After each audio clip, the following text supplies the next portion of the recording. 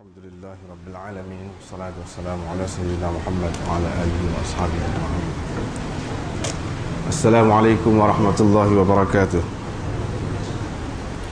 Alhamdulillah, pada malam ini kita dapat berhimpun bersama-sama untuk membincangkan satu tajuk yang pada ana sangat penting bagi kita semua, sehingga kita mengambil dalam pada kita belajar Sahih Muslim berhenti sebentar untuk membincangkan secara khusus berkenaan dengan Ibnu Ishaq.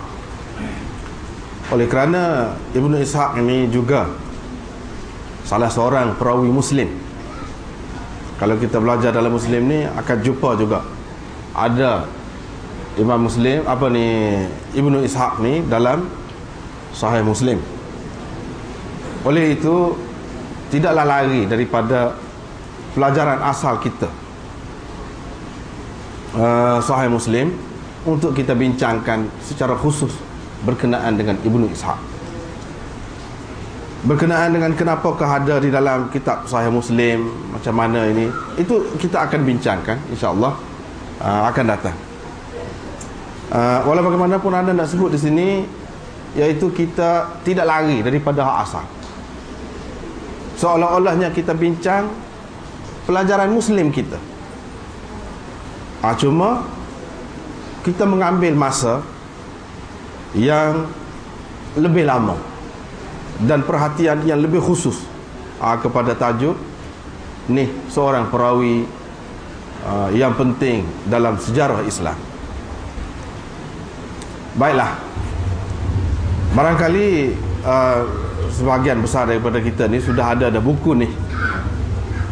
Anda rasa kalau nak bincang, nak apa pun, nak kritik ke, tak setuju ke, tak ada masalah. Biasa itu, biasa. Tapi kena baca dulu. Kena baca dulu. Baca sampai habis. Baca sampai habis, fikir. Lepas tu baru kritik.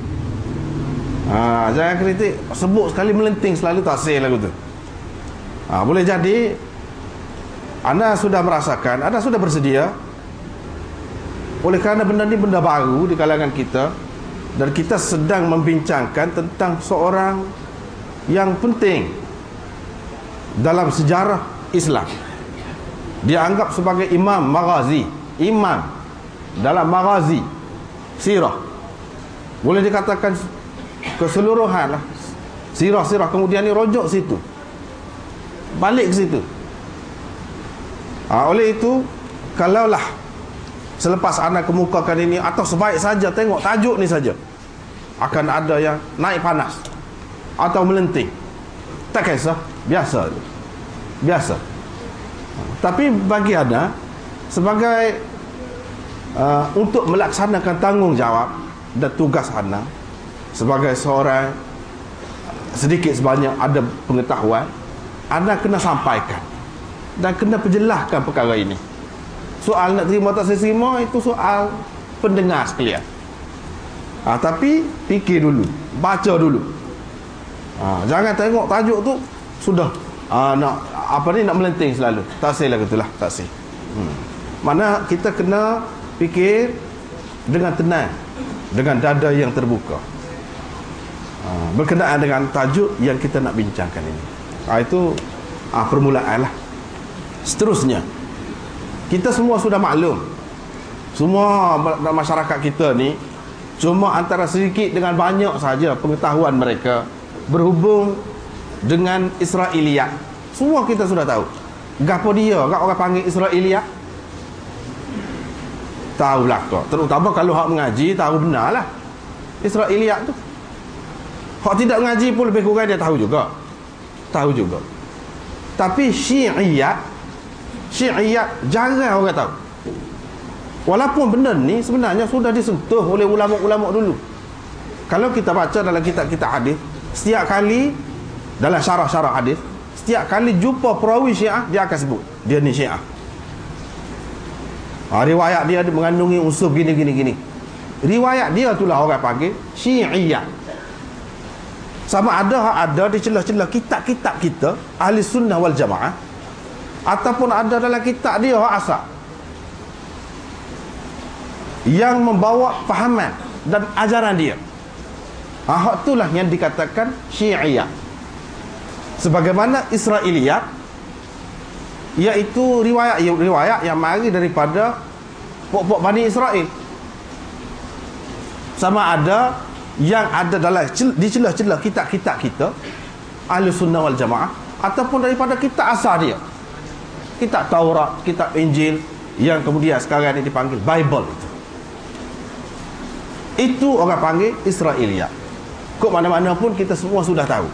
Baiklah, kalau ada buku ni, kita tengok buku ni supaya tidak lari lah. Lebih kurang.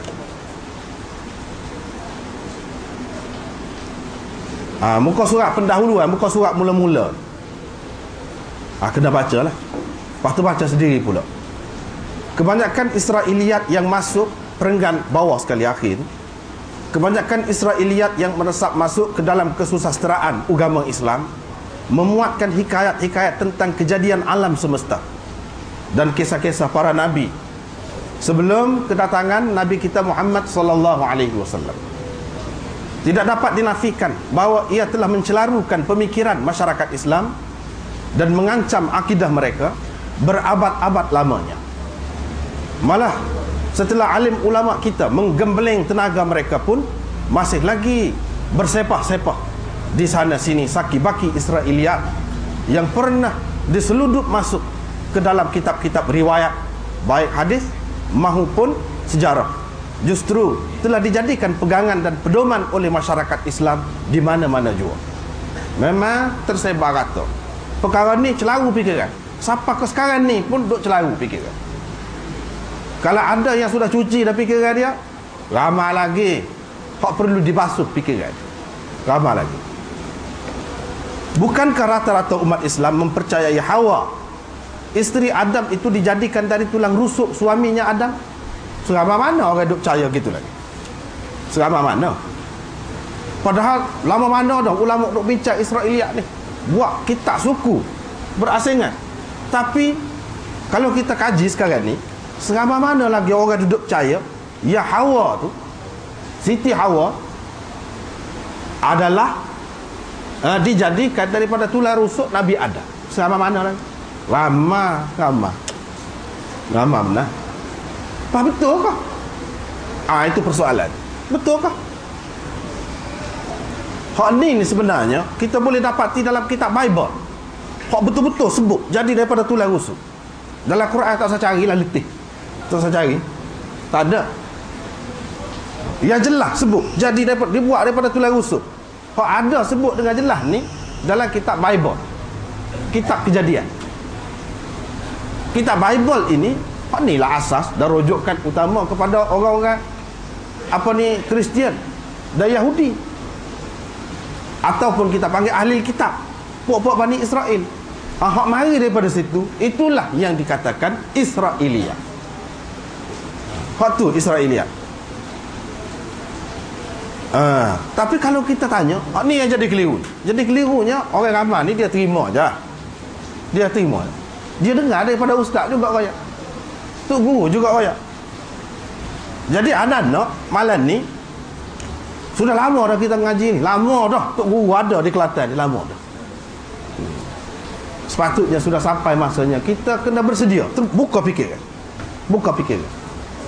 Dan kita bersedia untuk berubah, hijrah. Kalau tak berani lagu tu, tak boleh jadi ahli sunnah yang sebenar. Nak jadi ahli sunnah yang sebenar mesti berani berubah fikiran kita. Bila kita tahu yang betul, yang jelas, hak tak betul nak agak dia pegang, nak agak dia masuk kubur. Tak ada faedah tu. Tak ada faedah. Tidak memberi apa-apa faedah dan keuntungan apabila kita mati. Bahkan kalau hak mana-mana yang mengajar tu, Allah SWT akan soal balik dia. Berapa dia ajar benda tak betul? Ini masalahnya. Dengan sebab itu, terutamanya kepada orang-orang yang mengajar, orang-orang yang berpendidikan agama, dia kena ambil berat benda ni. Jangan main-main. Kena ambil berat. Masalahnya, ini kerana keliru. Sebab itulah kita nak menghidupkan semula sistem pengajian hadis. Kita tahu semua punca dia jadi celaru fikiran ni sebab tidak ada pengetahuan yang betul tentang hadis. Itu punca. Mari situ ni belakang ni. Ia jadi kata Hawa tu jadi daripada tulang rusuk ada ke apa tu, mari situ. Lepas tu pengaruh dengan Israiliyat pula.